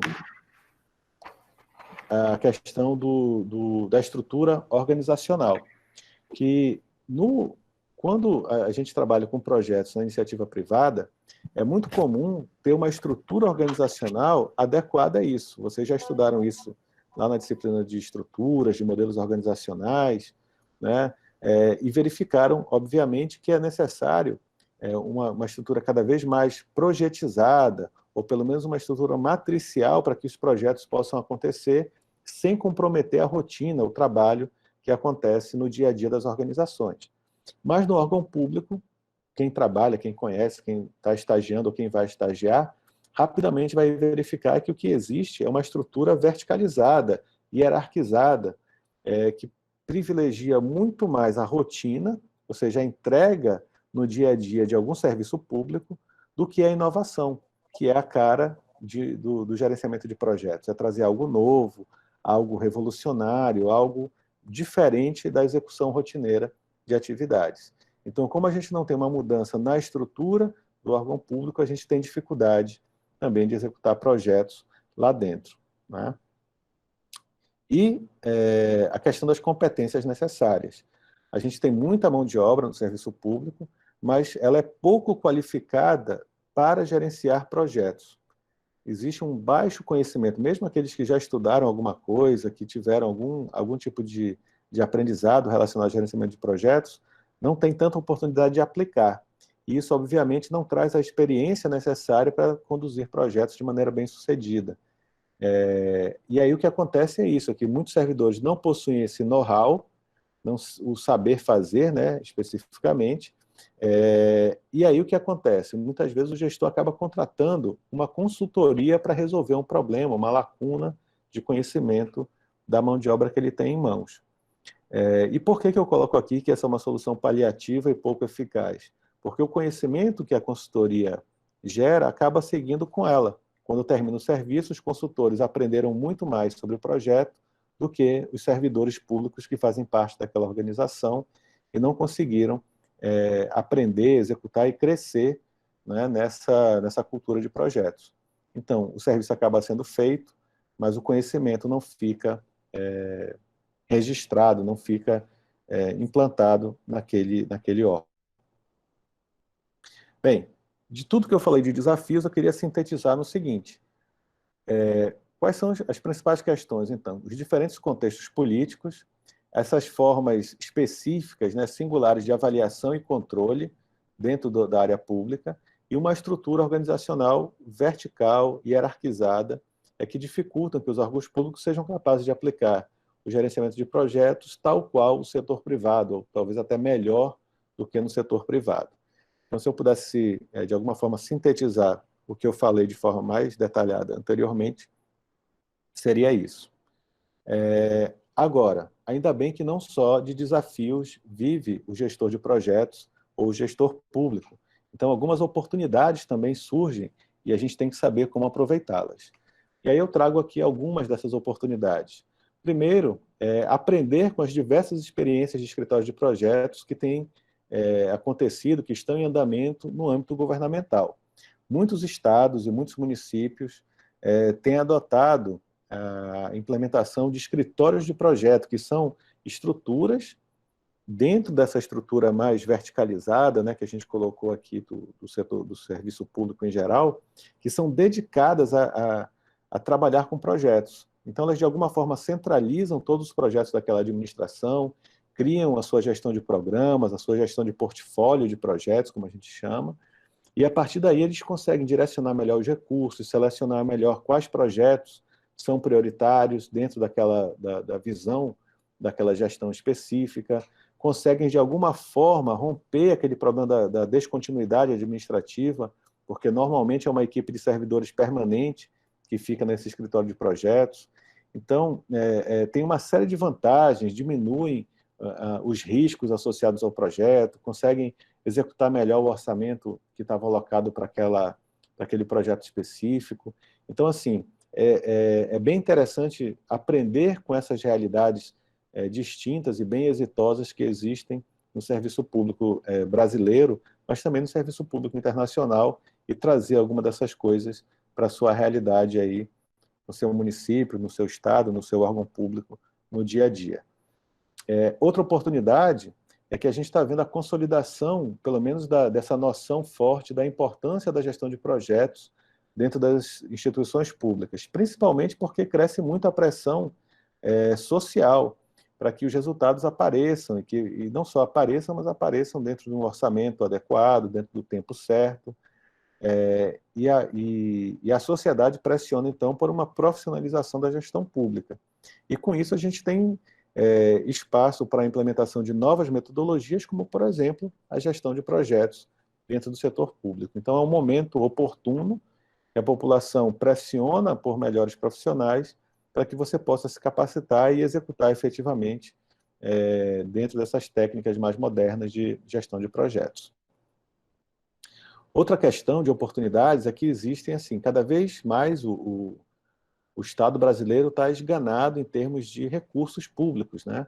E aí surge uma necessidade de captar recursos externos, empréstimos, financiamentos junto aos órgãos internacionais, como o BID, o BIRD, e esses órgãos eles são muito exigentes quanto ao tipo de projeto que está sendo apresentado para eles. Então, quanto melhor capacitado você for em elaboração e gestão de projetos, mais condições você terá de efetivamente apresentar projetos que sejam atendidos por esses organismos internacionais.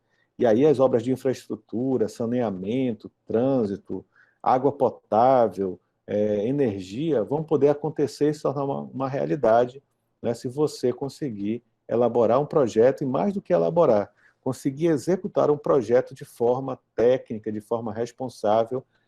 Isso vai habilitar não só um primeiro projeto, mas N projetos dali para frente, porque a capacidade gerencial vai ser um elemento bem avaliado no seu município, no seu estado. E também, como oportunidade, o aumento da satisfação no trabalho, porque quem se envolve na área pública com gerenciamento de projetos tem uma satisfação de ver o trabalho andando de uma forma diferente, né? Porque a metodologia de trabalho de projetos ela é orientada para resultados, então você busca resultados através de indicadores, através de metas, e isso vai trazendo uma satisfação conforme você consegue avançar. Obviamente, quando você não consegue avançar, por conta de todos os outros desafios que foram postos ali atrás, você se sente frustrado, mas pelo menos é um frustrado dentro de um elemento mais restrito ali com base nos projetos e nos avanços específicos que você não está conseguindo tocar em frente, né? E surgem também novas tecnologias. A gente tem falado muito, né? Vocês têm lido, têm ouvido a respeito de indústria 4.0, e a indústria 4.0 não está restrita só à indústria. Essa tecnologia que é produzida para atender o setor industrial, nessa nova revolução industrial, ele também pode ser trazido para a área pública, né? A questão de robôs automatizados para eliminar aquelas tarefas repetitivas, e aí a tarefa repetitiva sendo eliminada te dá mais tempo para gerenciar projetos, trabalhar com simulações, utilizar reuniões remotas, como a gente está fazendo aqui, ligando gente de tantas cidades, tantos municípios estão agora conectados aqui, compartilhando esse conhecimento, usar recursos da internet das coisas, o IoT, como possibilidade de conexão, como possibilidade de ter, enfim, dispositivos automáticos que te informem sobre a evolução de projetos, a evolução das rotinas de trabalho também. O conjunto imenso de dados, né, que você pode trabalhar com gestão de dados aí no Big Data e Analytics, usando cada vez mais essas abordagens das ciências de dados que surgem, trabalhar com computação em nuvem, encontros em nuvem, compartilhamento de informação em nuvem, ou seja, usar toda essa tecnologia e recursos computacionais para conseguir gerenciar melhor seus projetos, por exemplo, usando essa infinidade de novas ferramentas que estão aparecendo também à sua disposição. Há um tempo atrás, né, no tempo do professor Armando, aí, como gestor de projetos, só existia o MS Project. Mas aí nós estamos descobrindo juntos, né, professor Armando, tantas tecnologias e ferramentas novas que estão à nossa disposição. O Trello, o Basecamp, a Asana, a Gira e o próprio Project, que também tem evoluído como ferramenta de sistemas de gestão para gerenciamento de projetos. Então é importante que a gente esteja atento a essa possibilidade de utilizar novas ferramentas para melhorar o nosso trabalho como gestor público e, mais especificamente, gestor de projetos. E para fechar esse campo das oportunidades, pensar que até pouco tempo a gente só ouvia falar de um ou dois tipos de metodologias para gerenciar projetos. Lá no passado, né, um pouco distante, a gente só ouvia falar do método ZOP, o método quadro lógico, e hoje a gente tem uma série de metodologias ágeis, né, essa questão do Agile tem tomado muito a mente dos praticantes da área de projetos. Isso é importante porque, na medida que a gente conseguir trazer isso para o setor público, talvez a gente tenha ganhos também de produtividade, de resultados dentro do ambiente de projetos. O PMI, o Prince2, que são, enfim, métodos internacionais aí de gerenciamento de projetos que a gente tem que se apropriar, conhecer, entender essas metodologias como se fossem, assim, ferramentas que nós temos em mãos para utilizar num contexto específico. Um projeto menor, um projeto com características mais sociais, a gente vai usar um tipo de metodologia. Um projeto mais baseado em tecnologia, em inovação das TICs, a gente vai usar outra ferramenta. Então, ter noção de que existem N metodologias que podem estar à nossa disposição. E como aproveitar essas oportunidades? Tentando desenvolver isso que o PMI chama de triângulo de talentos. Bem, de um lado, nós temos aqui o gerenciamento técnico de projetos, ou seja, aprender a gerenciar projetos de maneira mais instrumental, de forma mais técnica, conhecendo as ferramentas. Do outro lado, exercendo cada vez mais uma liderança efetiva, uma liderança que faz a diferença o gerenciamento estratégico de negócios, entendendo que os projetos, seja no setor público ou no setor privado, eles não existem no vácuo, no vazio. Eles existem dentro de uma estratégia maior da organização ou do Estado. Então é preciso entender os planos plurianuais, se eles estão bem elaborados, e conseguir encaixar nossos projetos para desenvolver essas soluções de maneira mais inteligente, de maneira mais técnica, para benefício da população. Bem, por fim, para encerrar, o que eu entendo aqui como síntese, né, que se a gente conseguir trabalhar de maneira mais efetiva a gestão de projetos no setor público, a gente vai ter alguns resultados, como, por exemplo, redução dos riscos envolvidos no projeto, uma execução orçamentária mais precisa, maior comprometimento do gestor com as metas relacionadas àquele projeto, maior credibilidade da organização, das informações, dos dados que são gerados, que são recebidos pelo projeto, melhor execução física e financeira dos projetos, garantia de cumprimento dos prazos, redução de custos, e, acima de tudo, quanto mais projetos nós conseguirmos gerenciar e executar, nós vamos ter uma maior disseminação do conhecimento em gerenciamento de projetos. Isso vai estimular uma mudança de cultura, cada vez mais orientada para resultado, e a tendência é que a gente tenha mais gestores, praticantes e, enfim, inovadores na gestão pública efetivamente. Ok? Bem, obrigado pela atenção até agora, professor Armando. Esse era o recado que eu tinha para dar e espero que a gente tenha, a partir de agora, algumas dúvidas, perguntas, sugestões, críticas que a gente possa trabalhar a partir dessa palestra. Tá, ok? Estou à disposição. Obrigado, professor Daniel. Quando você acessar o chat aí, você vai ver que você está sendo bastante elogiado, viu? Parabéns. Então, aos alunos que tiverem alguma pergunta, tá? Eu peço que façam uma pergunta pelo chat, que o professor Daniel agora vai ter como fazer a leitura e ele já responde para vocês, tá bom? Então, ficamos no aguardo aí das perguntas do professor Daniel. Professor, eu vou desligar a câmera aqui rapidinho, enquanto a gente aguarda as perguntas, porque eu vou precisar ligar na tomada, porque senão eu vou subitamente ser desconectado aqui por falta de bateria, tá? Estou ligado aqui, qualquer coisa... Assim, já tem duas... A Cleise está perguntando aqui, né? Eu já pedi o material do professor Daniel, tá? Para a gente colocar no ambiente para ficar disponível para todos vocês, tá bom? Aí ficamos no aguardo das perguntas.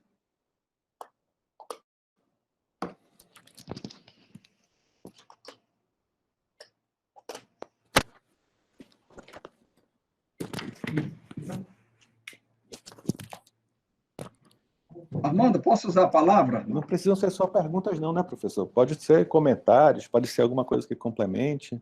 Hein, professor Armando, posso usar a palavra? Pode, Sim, professor. por favor, professor. Professor Daniel, eu queria que o nobre professor comentasse algo que tem nos incomodado muito em nossas experiências pelos municípios no estado do Amazonas com o ensino EAD.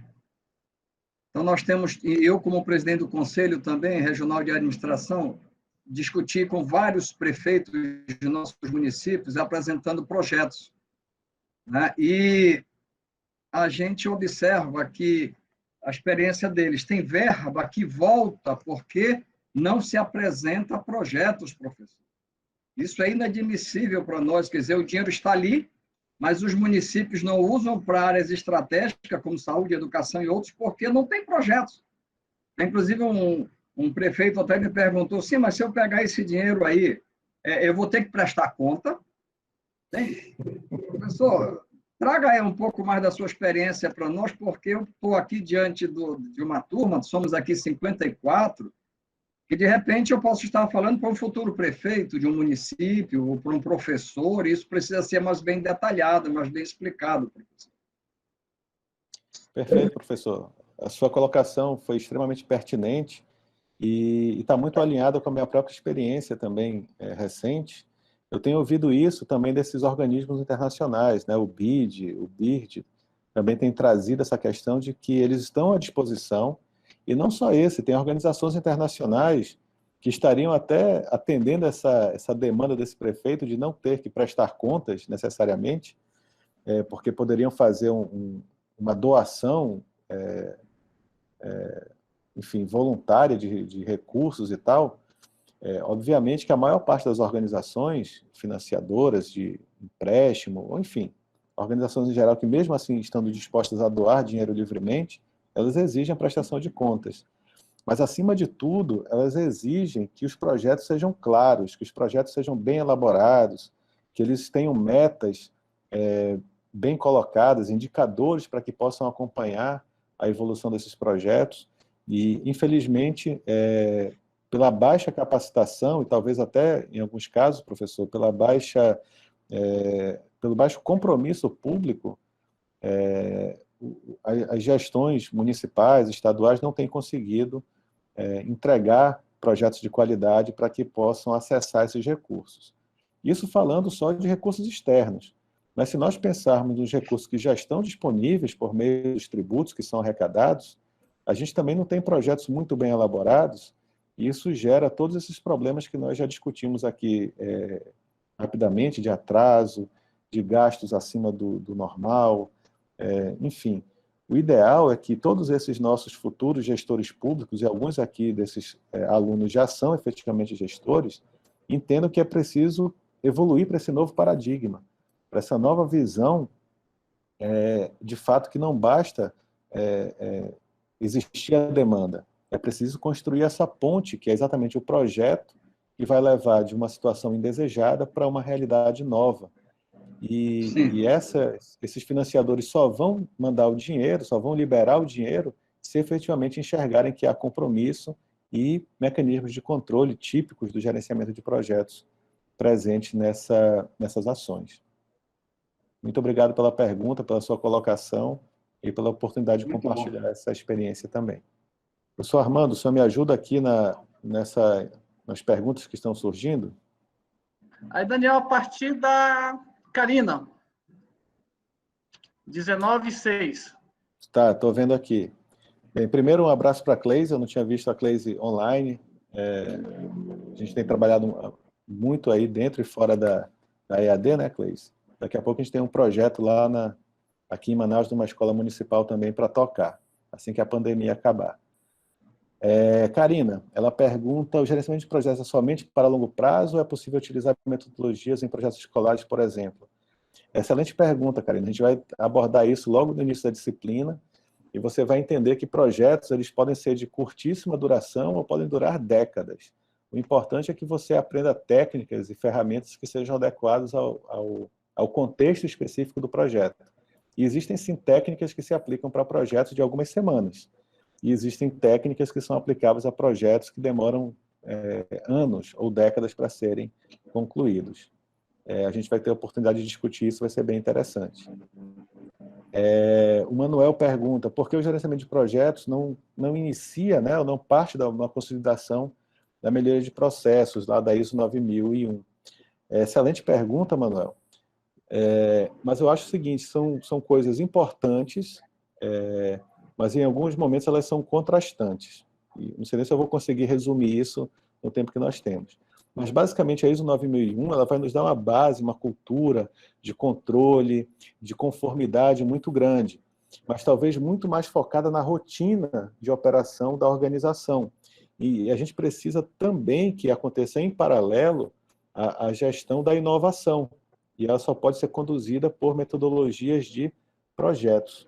Então, enquanto a ISO 9001 especificamente vai buscar a conformidade da operação, da rotina, da entrega de qualidade, a gente tem que, ao mesmo tempo, conseguir superar essa necessidade de conformidade com a inovação nas estruturas, nas entregas, nas formas de trabalho, que são mais típicas do gerenciamento de projetos. Mas eu te diria o seguinte, que se puder começar com a ISO 9001 para pelo menos organizar a rotina, isso já habilita para um próximo passo de compromisso no gerenciamento de projetos. Seria um caminho interessantíssimo. O Saulo diz aqui que usa o Trello. Muito bem, eu uso o Trello com bastante frequência também, Saulo. Eu tenho tantos quadros do Trello que às vezes eu até me perco, porque eu tenho o Trello da UFAM, eu tenho o Trello pessoal. E só para a gente uniformizar aqui, o Trello é uma ferramenta daquelas que eu mostrei ali no quadro, que tem a ver com metodologias ágeis. Ele é um Kanban digital para a gente trabalhar com projetos. Eu sei como é esse monte de quadros.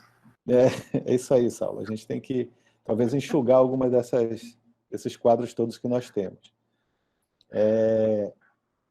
O Jael, como vender projetos para o governo? Muito bem, Jael.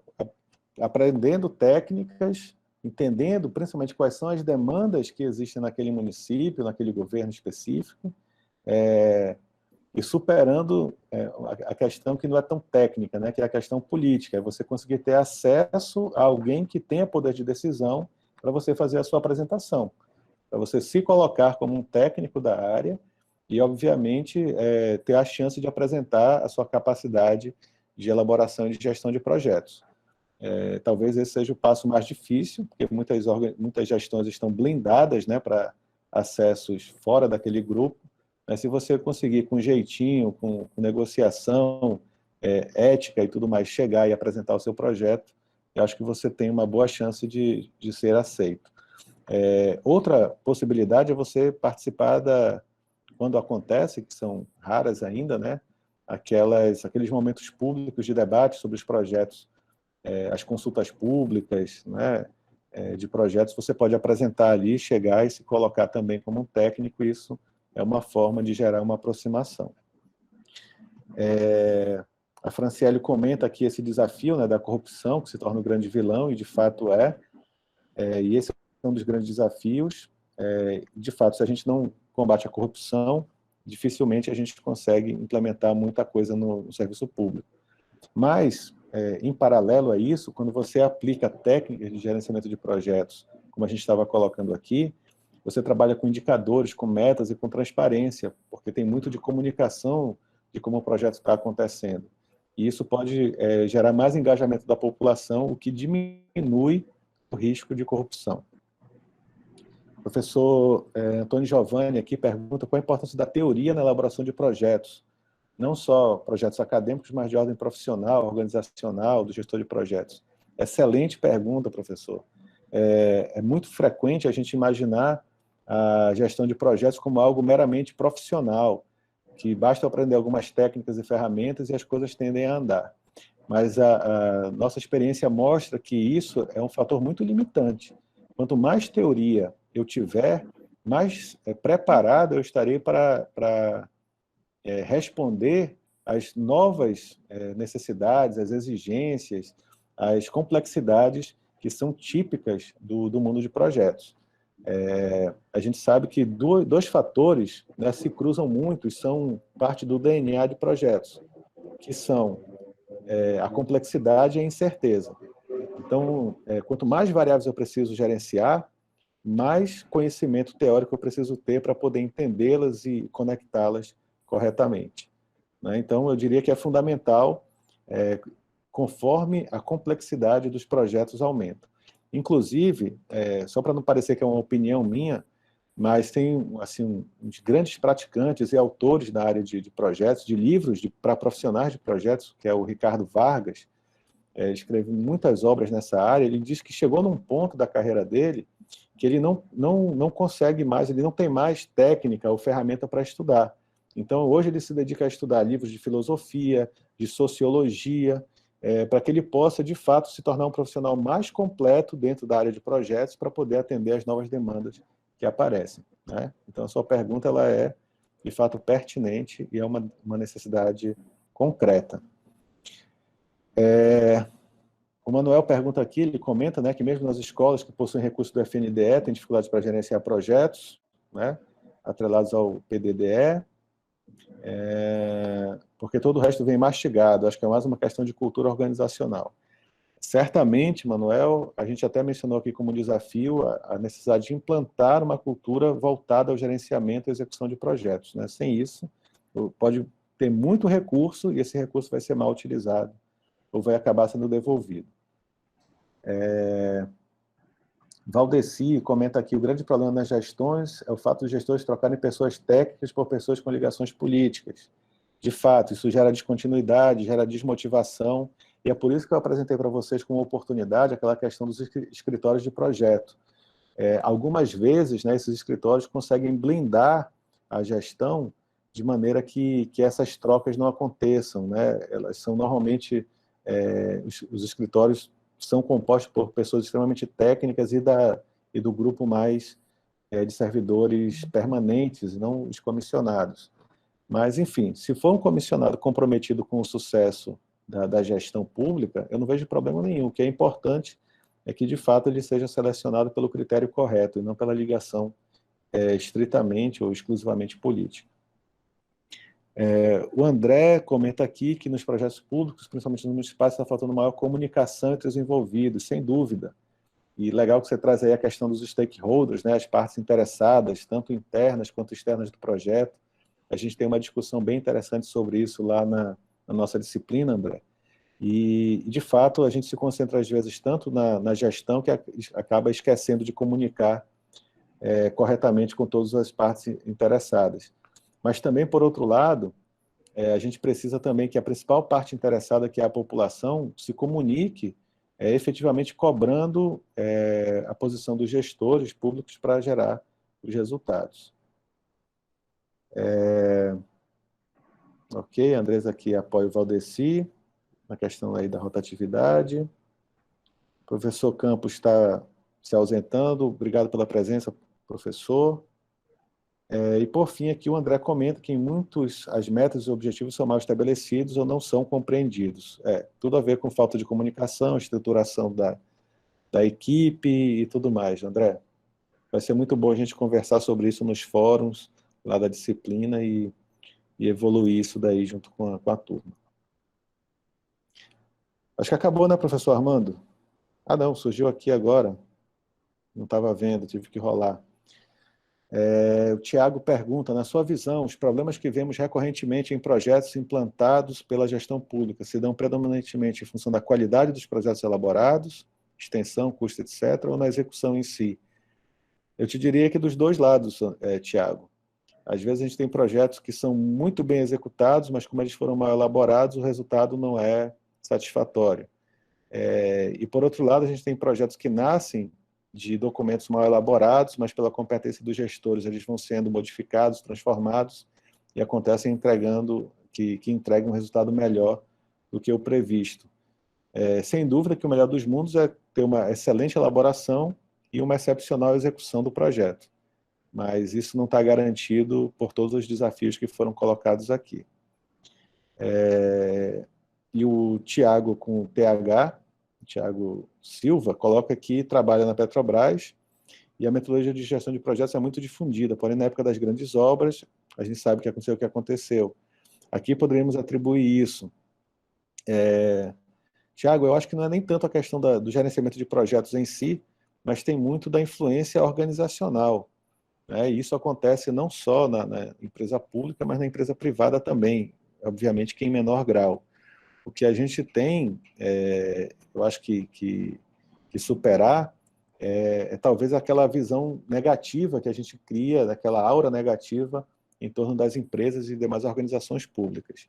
E sempre estar em mente que accountability, compliance, maior transparência, governança efetiva são necessárias e que a gente só vai conseguir isso nas organizações públicas se a outra ponta, que é a população, nos cobrar efetivamente isso.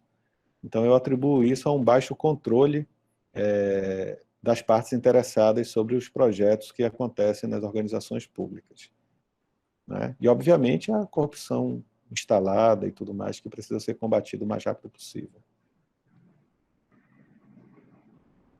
Agora sim, eu acho que acabou, professor Armando. Mas continua à disposição. Ok, Daniel. Então, assim, essa é uma área aí muito importante, né, para a administração pública, conforme explanado aí pelo professor Daniel. A gente vê pela quantidade de perguntas que foram colocadas aí no nosso chat, tá? Então, isso é apenas aí um pontapé inicial, né, Daniel? Tem todo um semestre inteiro que o Daniel vai estar à frente da disciplina de elaboração e gestão de projetos, tá? Então, vocês vão ter a oportunidade de conhecer, aprender e aprofundar um pouco mais os conhecimentos para quem já tem e para quem não tem, adquirir, né, no decorrer da disciplina. E agradecer ao professor Daniel novamente aí pela sua disponibilidade, né, um sábado, né, remotamente, né, como tem sido a nossa realidade aí nos últimos meses, nos últimos 5 meses, né, e agradecer, nós tivemos aí picos aí de 65 participantes, né, que é um número, assim, bem expressivo, né, e até melhor do que os nossos encontros presenciais, quando a gente faz aí os encontros da forma normal, né. Então, muito obrigado aos professores que estiveram participando, às nossas tutoras, né? E a todos os nossos alunos, tá? E o semestre está aberto, pessoal. Então, muito trabalho pela frente, tá? Aproveitando aí que meus orientandos estão online, Saulo, André, o Val, a Larissa, né? Amanhã a gente já vai passar as orientações para as próximas etapas, tá? Professor que gosta de um domingo, né? Amanhã a gente passa, que é para não perder o hábito, né? Então, desejar a todos aí um excelente semestre, tá, pessoal? E reforçar aquilo que a gente comentou, né? A gente vai estar acompanhando o estágio, o TCC é uma caminhada solitária, como o professor Uchoa comentou, mas é uma via de mão dupla, tá? Estejam sempre em contato com os seus orientadores, que isso é muito importante para garantir que vocês cheguem no final dessa jornada sem grandes transtornos, tá?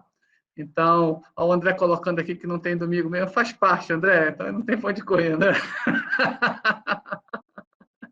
Então, desejar aí uma boa noite para todos, né? Todos tenham um excelente aí, metade de final de semana, porque metade já está se encerrando, né?